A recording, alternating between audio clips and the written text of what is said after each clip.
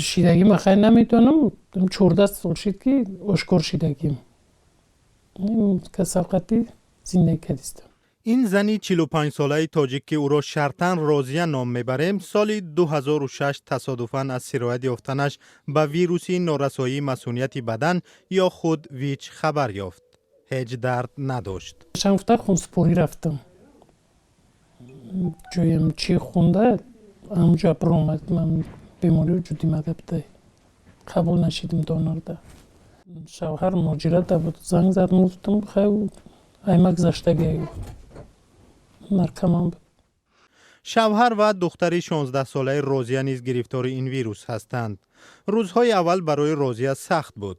فکر میکرد که زندگیش به آخر رسیده است. دیدم که خیلی میشیده بود کسار همین توبت کرده بتونید عمر درستر میشیده.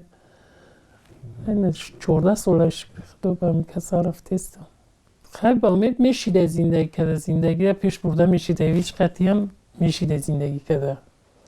اما وقتی روایت کرد توبت همشه دخترچه هم ساعت برشگرونه سوزه نغزه 16 سالش. روزیه میگوید پیدا شدن کرونا ویروس توجه به بیماری ویچ سپید را کم کرد. دیلی دخترچه هم دنی ترس بود که طلبومون بدونن مرا از این پیش میکنن گفته خودش که کرونا ویروس برو در چه گپی من خوب قدمی. این خانواده گرفتاری خود به این ویروس را پنهان می‌دارند چون میگویند در جامعه سنتی گرفتاران این ویروس تبعیض میشوند.